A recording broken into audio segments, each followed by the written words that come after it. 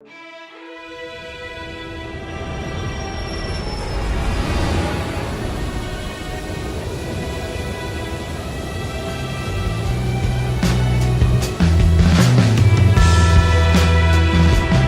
daring parachute escape from a flying 727 somewhere between Reno. A search was made of the plane immediately. We don't know who he was, where he came from, or where he went. I expect that we'll keep looking until we find him or find out what happened.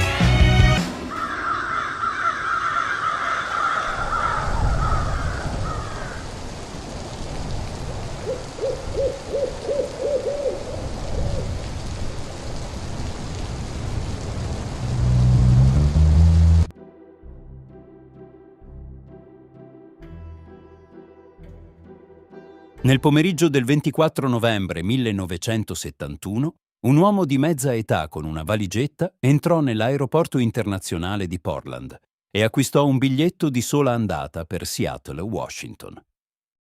L'uomo si identificò come Dan Cooper e insieme ad altri 36 passeggeri e un equipaggio di 6 persone salì presto a bordo del volo 305 della Northwest Airlines. Una volta a bordo, Cooper si sedette comodo al centro dell'ultima fila di sedili sul lato destro della cabina. Ordinò un drink e si fumò una sigaretta. Una volta che il volo fu autorizzato alla partenza, Cooper si voltò e consegnò una busta all'assistente di volo, Florence Schaffner.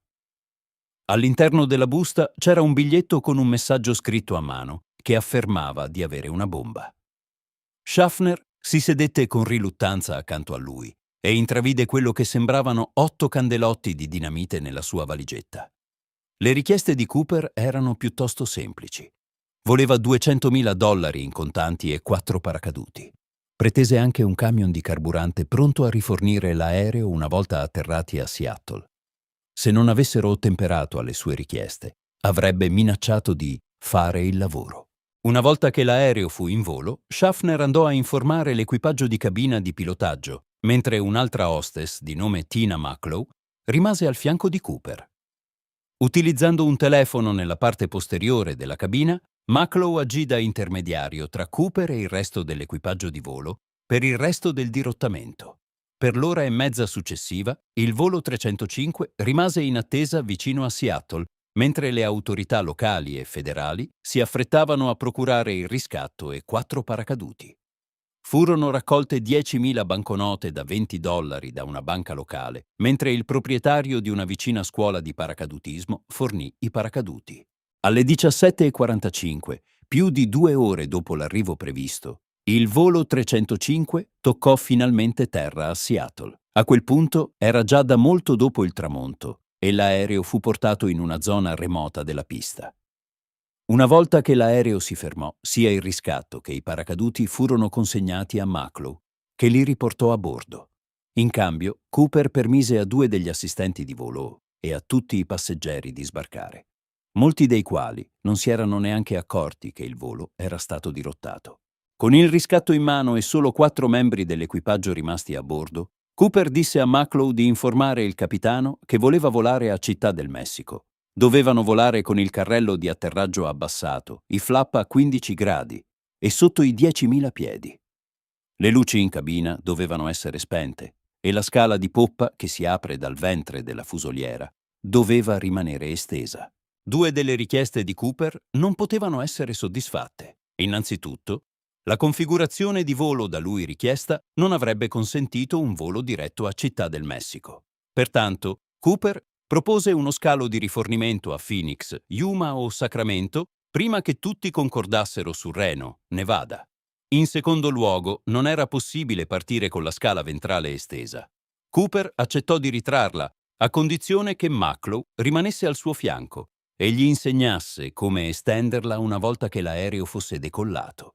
Parcheggiato per quasi 2 ore a causa di complicazioni con il rifornimento, il volo 305 era di nuovo in volo alle 19:36. Meno di 5 minuti dopo il decollo, Cooper disse a Mucklow di dirigersi verso la cabina di pilotaggio e che, da quel momento in poi, non doveva essere disturbato. L'ultima volta che vide Cooper era fermo in mezzo al corridoio, come se si stesse preparando a saltare. Mucklow si unì al resto dell'equipaggio, chiuse a chiave la porta della cabina di pilotaggio dietro di sé e circa 3 ore dopo il volo 305 atterrò sano e salvo a Reno. Una volta che l'aereo si fermò, l'equipaggio si avventurò con cautela nella parte posteriore della cabina, ma non c'era traccia di Cooper né della bomba. La scala di poppa era stata estesa a metà volo ed era stata leggermente danneggiata durante l'atterraggio. Sembrava che ci fosse una sola spiegazione per l'assenza del dirottatore. Ad un certo punto, tra Seattle e Reno, Cooper si era allacciato un paracadute, era sceso dalle scale ed era saltato nel buio della notte.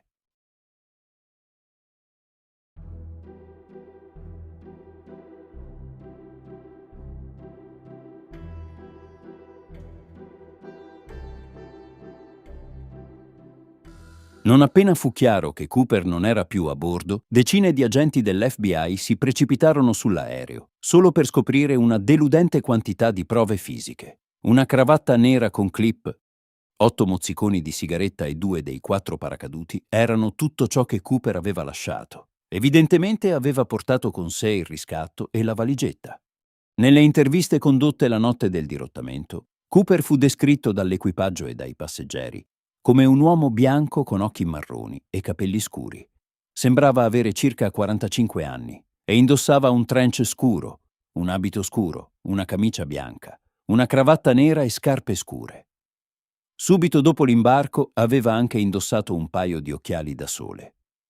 Sulla base di questa descrizione, l'FBI produsse il primo di diversi schizzi. Prima di poter avviare una ricerca, tuttavia, l'FBI dovette scoprire quando Cooper abbandonò l'aereo, ma fu più facile a dirsi che a farsi.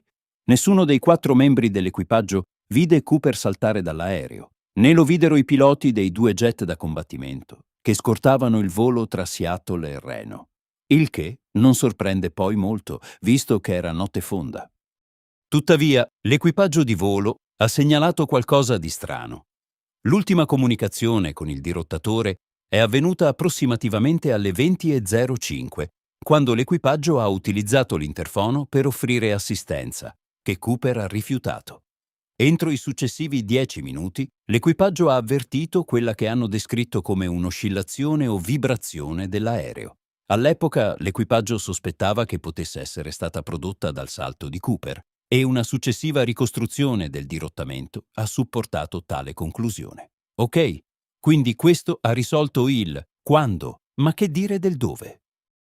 Sebbene Cooper fosse molto esplicito sulla configurazione e la destinazione del volo, non specificò mai alcun tipo di rotta. Infatti Cooper divenne così impaziente per il lento rifornimento a Seattle che respinse la richiesta del capitano di presentare un piano di volo e gli disse semplicemente di dare il via allo spettacolo. Pertanto, il capitano scelse di volare lungo una rotta aerea nota come Victor 23, senza alcun input da parte di Cooper. Utilizzando Victor 23 come guida, le autorità stimarono che la posizione più probabile del volo, al momento del salto, fosse circa 40 km a nord di Portland. E così, all'alba, l'FBI organizzò un'imponente operazione di ricerca, utilizzando elicotteri, aerei e truppe di terra. Il problema era che, anche se il punto di salvataggio stimato fosse stato accurato, la zona di atterraggio o di lancio finale di Cooper fu molto più difficile da individuare. L'area di ricerca vagamente definita copriva un vasto tratto di natura montuosa, nascosta da una fitta foresta, quindi era davvero come cercare un ago in un pagliaio. Oltre al terreno difficile, la ricerca è stata ulteriormente complicata dalle basse temperature e dal maltempo che si sono protratti per giorni. Nonostante i loro sforzi, le autorità non sono mai riuscite a trovare una sola traccia di Cooper, né degli oggetti che aveva portato con sé.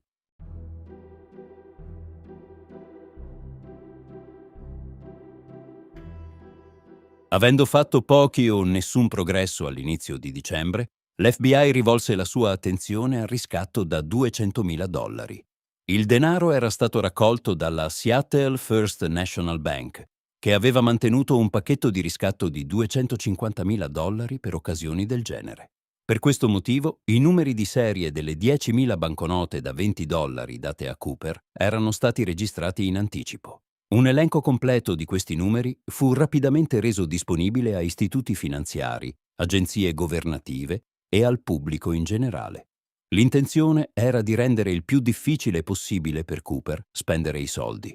La Northwest Airlines e diversi giornali iniziarono persino a offrire ricompense a chiunque riuscisse a trovare una banconota con un numero di serie corrispondente. Nonostante questi sforzi, nessuno ci riuscì mai, cioè non fino a quasi un decennio dopo. All'inizio del 1980, un ragazzino di nome Brian Ingram stava accendendo un falò su una piccola spiaggia nel sud di Washington. Mentre scavava nella sabbia, Ingram scoprì 3 mazzette di denaro contante per un totale di $5.890. Dopo aver sentito parlare del famigerato dirottamento aereo, i genitori di Ingram portarono le mazzette degradate all'FBI. Le banconote furono prontamente ispezionate e, come previsto, i numeri di serie corrispondevano a quelli del riscatto. Una volta che l'eccitazione si fu placata, tuttavia, il denaro è riuscito a sollevare molte più domande di quante risposte abbia dato, la più significativa delle quali era: come? Come è finito il denaro così lontano dalla zona di lancio? Guardando questa mappa, si potrebbe essere tentati di pensare che Cooper abbia semplicemente lasciato cadere parte del denaro, che poi è caduto nel fiume Lewis. I pacchi potrebbero quindi essere stati trasportati più a valle dal fiume Columbia prima di essere finalmente trascinati a riva a Tina Bar, che è il nome della spiaggia. Tina Mucklow. Tina Bar. Coincidenza? Sì, è una coincidenza. In ogni caso, il problema con questa idea è che il fiume Columbia scorre nella direzione opposta. Ciò ha portato alcuni, tra cui membri dell'FBI, a ristabilire la valutazione iniziale della zona di lancio. Ad esempio, se la zona di lancio fosse stata molto più a sud-est, vicino a un fiume chiamato Washougal River, è concepibile, anche se improbabile, che i soldi siano arrivati fino a Tina Bar. In alternativa, i pacchi potrebbero essere semplicemente atterrati sulla spiaggia se la traiettoria di volo fosse stata più a ovest. Ma anche così, le leggi fisiche fanno fatica a spiegare come 3 pacchi di denaro indipendenti, potenzialmente in caduta libera o fluttuanti, siano finiti esattamente nello stesso punto sulla stessa spiaggia. Per complicare le cose, i sedimenti del letto del fiume furono scavati e scaricati a Tina Bar come parte di un'operazione di dragaggio nel 1974 e, secondo un'analisi, il denaro fu scoperto sopra questo strato di sedimenti. Se fosse vero, ciò significherebbe che il denaro si è depositato a Tina Bar qualche tempo dopo il 1974. Ma un riesame di quell'analisi ha scoperto che quello che si credeva fosse uno strato di sedimenti depositati potrebbe in realtà essere stato uno strato di argilla perfettamente naturale. Non solo, il sedimento è stato chiaramente scaricato a una certa distanza da dove è stato scoperto il denaro. Inoltre, quando Ingram scoprì i pacchi, gli elastici che li tenevano insieme erano ancora intatti. Ciò è significativo perché gli esperimenti condotti nel 2009 hanno rivelato che questo tipo di elastici non poteva resistere all'esposizione all'aria aperta o all'acqua per più di un anno. Quindi, a meno che i fagotti non fossero in qualche modo protetti dagli elementi, devono essere stati sepolti a Tina Bar entro un anno dal dirottamento. La spiegazione più probabile, quindi, sembra essere che Cooper o qualcun altro abbia deliberatamente seppellito i soldi. Cooper è sopravvissuto e ha seppellito i soldi lui stesso. Qualcun altro ha seppellito i soldi dopo essersi imbattuto nei resti di Cooper? Se c'è una spiegazione che non richiede l'intervento umano, è riuscita a sfuggire agli investigatori per decenni. Questo è un mistero nel mistero. Dalla scoperta di Ingram nel 1980, sia Tina Bar che i terreni attorno al fiume Washougal sono stati sottoposti a numerose ricerche, ma fino a oggi non c'è stata traccia di Cooper né del resto del denaro.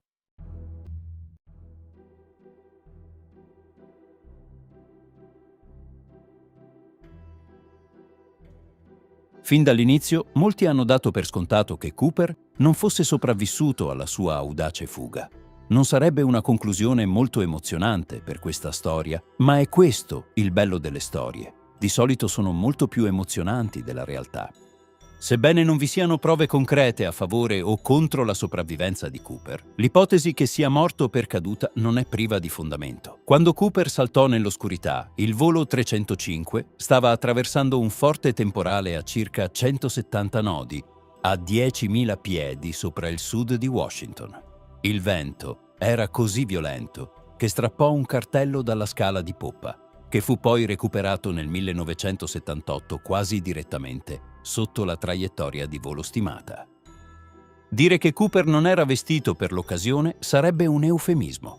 Il terreno sotto di lui era nascosto da più strati di nuvole, il che, probabilmente, significa che Cooper è saltato senza conoscere la sua posizione precisa. Anche se avesse potuto vedere il terreno e avesse in mente una specifica zona di lancio, il paracadute che ha scelto non era orientabile.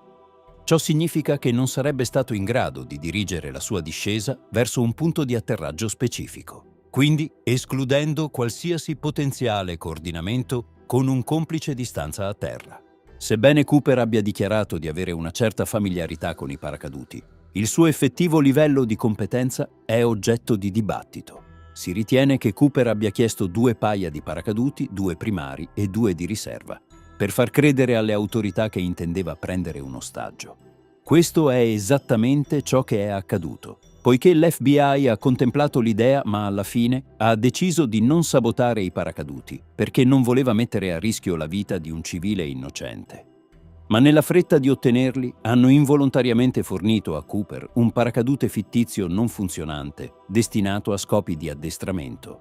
Questo incidente sembra essere passato inosservato a Cooper perché quel paracadute fittizio era uno dei 2 mancanti dall'aereo. Non solo, ma Cooper ha scelto il paracadute più vecchio e tecnicamente inferiore tra i 2 paracaduti primari forniti.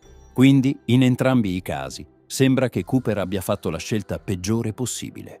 Ma ci sono altri modi per interpretare queste informazioni. Ad esempio, è possibile che Cooper abbia usato il paracadute fittizio non come riserva, ma come mezzo per mettere al sicuro la borsa di denaro. Infatti, è esattamente ciò che Cooper ha cercato di fare con il paracadute di riserva funzionale.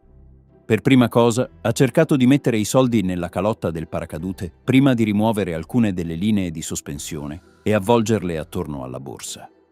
Forse ha usato il paracadute fittizio per uno scopo simile.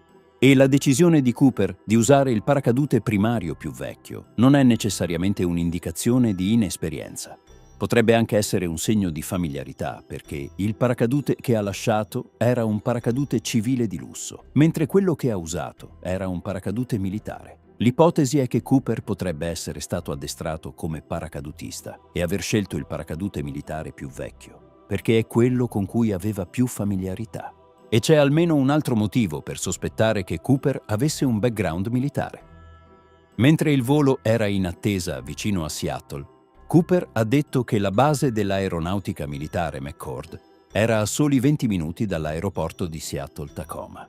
All'epoca, quella era una valutazione accurata. Oltre ai potenziali collegamenti militari, Cooper potrebbe anche aver avuto legami con la Central Intelligence Agency. Vedete, il tipo di aereo che Cooper scelse di dirottare, un Boeing 727, fu utilizzato anche dalla CIA per lanciare segretamente agenti e rifornimenti durante la guerra del Vietnam, un compito per il quale il Boeing 727 era particolarmente qualificato grazie alla sua caratteristica scala di poppa. Quindi è abbastanza sicuro supporre che Cooper abbia scelto di dirottare questo aereo specificamente perché forniva un mezzo di fuga relativamente sicuro. Che ne sia venuto a conoscenza dalla CIA o sia giunto a questa conclusione da solo è un'altra questione. Tuttavia, il fatto che Cooper abbia scelto di dirottare un volo operato dalla Northwest Airlines è stato apparentemente casuale. Quando Tina Mucklow ha chiesto a Cooper quali fossero le sue motivazioni, lui ha risposto: «Non è perché ho rancore verso la vostra compagnia aerea, è solo perché ho rancore». Ha inoltre chiarito che il volo 305 si trovava nel posto giusto al momento giusto. Nonostante ciò, è chiaro che Cooper era preparato.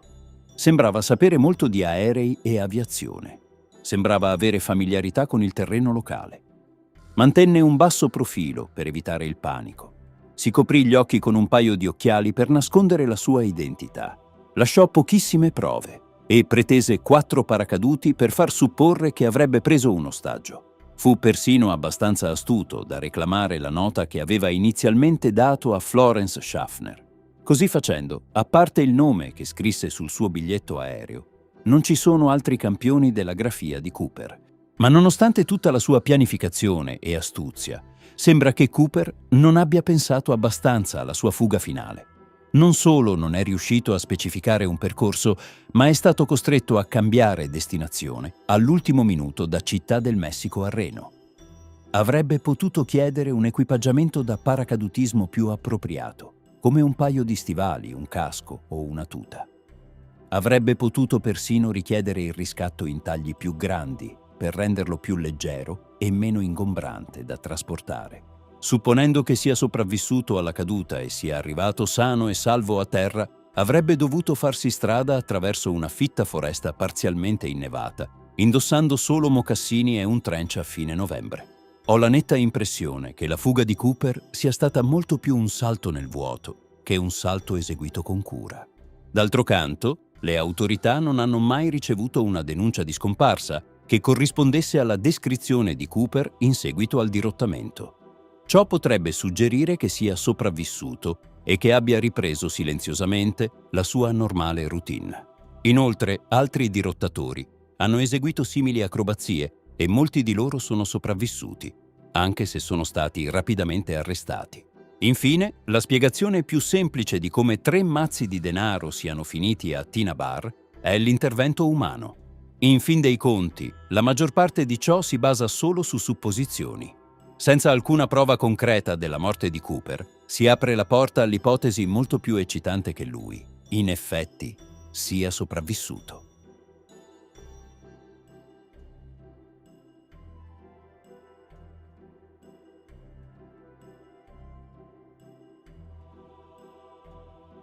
Quando la stampa venne a conoscenza del dirottamento, l'FBI aveva già iniziato a indagare su alcuni potenziali sospettati.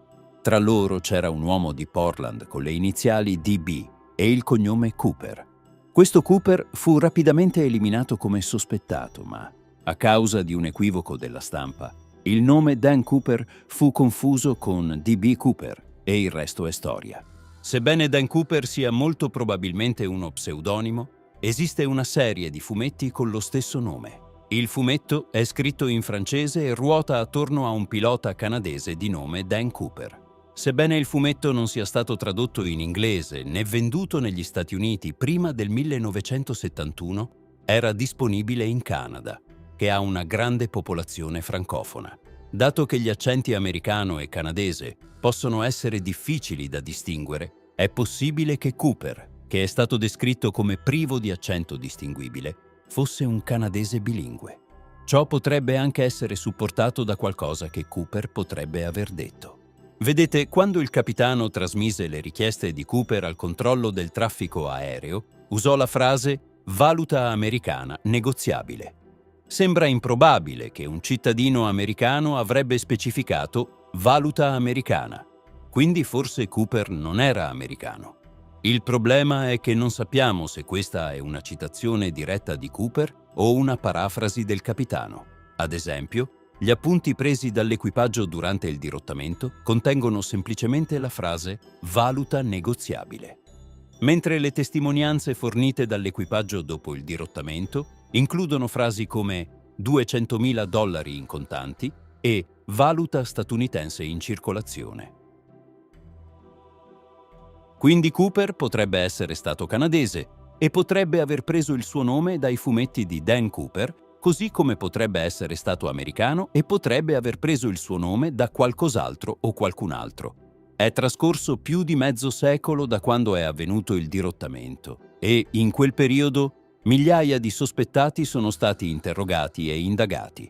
Ovviamente sarebbe impossibile parlare qui di tutti loro, ma diamo un'occhiata ad alcune delle persone che, a un certo punto o in un altro, sono state sospettate di essere DB Cooper. Robert Rackstraw divenne un sospettato per la prima volta nel 1978 e, all'apparenza, sembra un candidato solido. era un paracadutista decorato dell'esercito e pilota di elicotteri. Aveva esperienza con gli esplosivi. Aveva una fedina penale molto estesa. Aveva uno zio di nome John Cooper, che era un appassionato di paracadutismo. Fu espulso dall'esercito solo pochi mesi prima del dirottamento, il che potrebbe suggerire un movente. Dopotutto, il dirottatore disse di provare rancore. Quando fu interrogato da giornalisti e investigatori privati, Rackstraw non confermò né negò apertamente di essere D.B. Cooper. Invece disse cose come «avrei potuto esserlo» o «non mi sminuirei dall'esserlo». D'altra parte, Rackstraw aveva gli occhi chiari, cosa che Cooper non aveva. Ancora più significativo, Rackstraw aveva solo 28 anni al momento del dirottamento. Questa è ben al di fuori dell'intervallo di età riportato dall'equipaggio e dai passeggeri, la maggior parte dei quali credeva che Cooper avesse circa 45 anni. Kenneth Christiansen divenne un sospettato per la prima volta nel 2003, quando suo fratello notò alcuni parallelismi tra lui e Cooper. Christiansen aveva prestato servizio per un breve periodo come paracadutista nella Seconda Guerra Mondiale e, dal 1953, aveva lavorato per la Northwest Airlines sia come meccanico che come assistente di volo. Aveva 45 anni al momento del dirottamento. Era mancino, come avrebbe potuto essere Cooper. Ad esempio, Cooper usava la mano sinistra per interagire con la sua valigetta e la cravatta a clip che aveva lasciato a bordo era fissata con un fermacravatta applicato dalla sinistra. Poco prima di morire nel 1994, Christiansen avrebbe detto a suo fratello: «C'è qualcosa che dovresti sapere, ma non posso dirtelo». Dopo la sua scomparsa, la sua famiglia scoprì oltre $200.000 nei suoi conti bancari. Per finire, Florence Schaffner affermò che le fotografie di Christiansen avevano una forte somiglianza con Cooper. Al contrario, però, Christiansen non corrispondeva alla descrizione fisica di Cooper. Era sia più basso che più magro. Mentre Schaffner notò una forte somiglianza, osservò che Cooper aveva più capelli, e ciò è confermato dagli schizzi compositi. E non c'era nulla di sospetto nelle grandi somme di denaro, guadagnati infatti vendendo terreni. Richard McCoy divenne sospettato per la prima volta nel 1972 quando dirottò un Boeing 727 e fuggì tramite la scala di poppa, proprio come D.B. Cooper.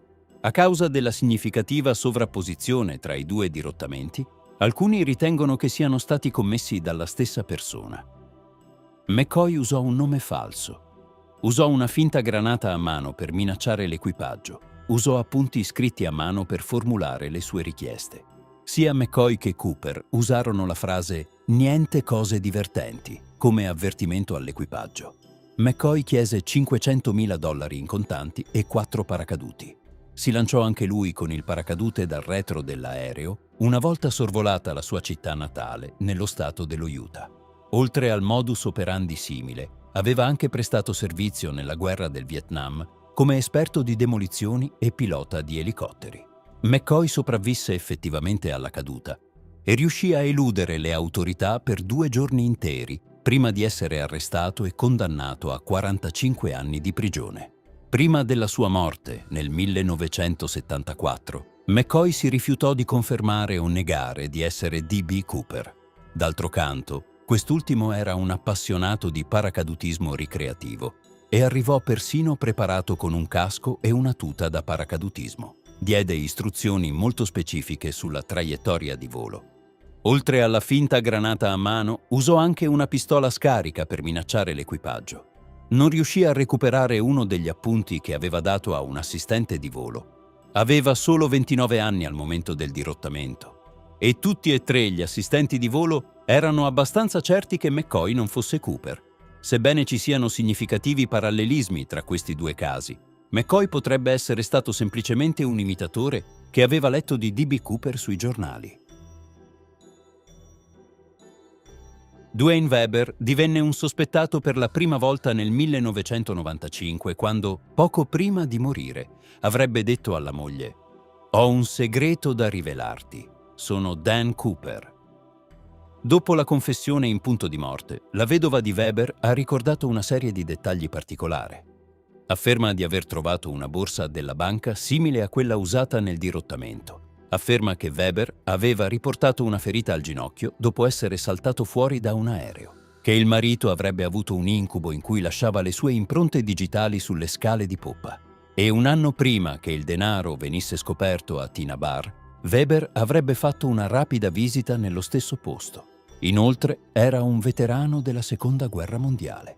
Aveva una fedina penale molto estesa, corrispondeva alla descrizione fisica e aveva 47 anni nel 1971.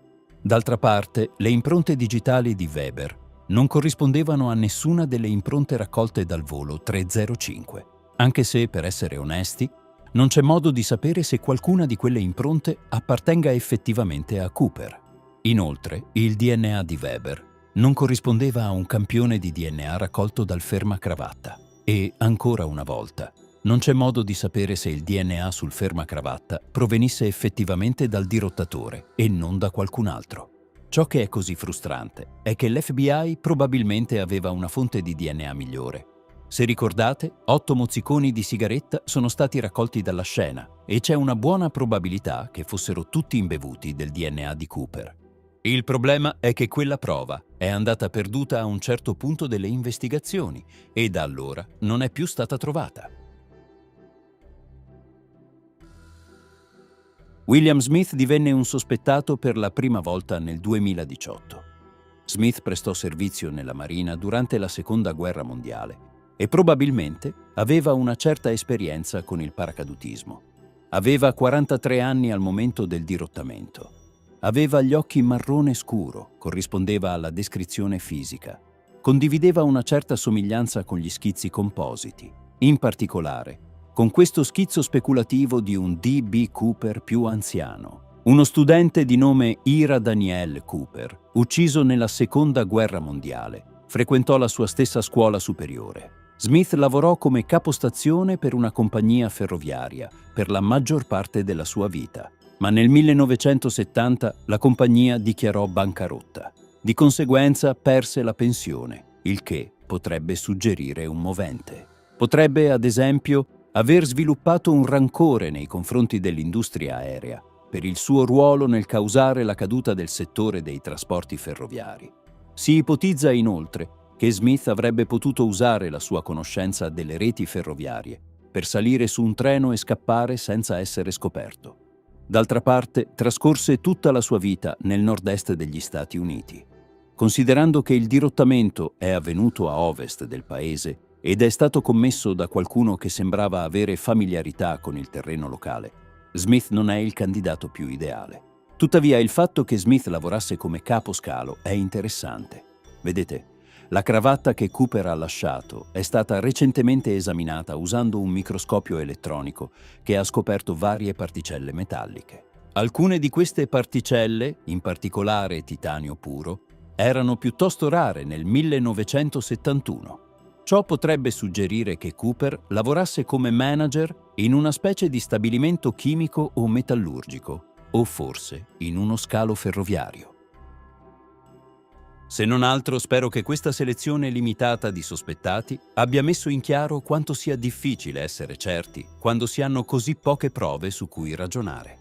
Questi 5 individui non si assomigliano per niente, eppure uno qualsiasi di loro potrebbe essere D.B. Cooper. Cooper era davvero sulla quarantina o sembrava semplicemente vecchio per la sua età? Ha davvero prestato servizio nell'esercito? Quale di questi schizzi assomiglia di più a Cooper? Nel 2016 l'FBI ha dovuto ammettere la sconfitta e ha ufficialmente chiuso il caso. A meno che qualcuno non si imbatta nei resti di Cooper o riesca a rintracciare il resto del denaro, sembra che ci siano poche speranze per una risoluzione. Cooper è sopravvissuto? Non ne ho idea. Ma finché questa possibilità non potrà essere scartata, la leggenda di D.B. Cooper, senza dubbio, persisterà.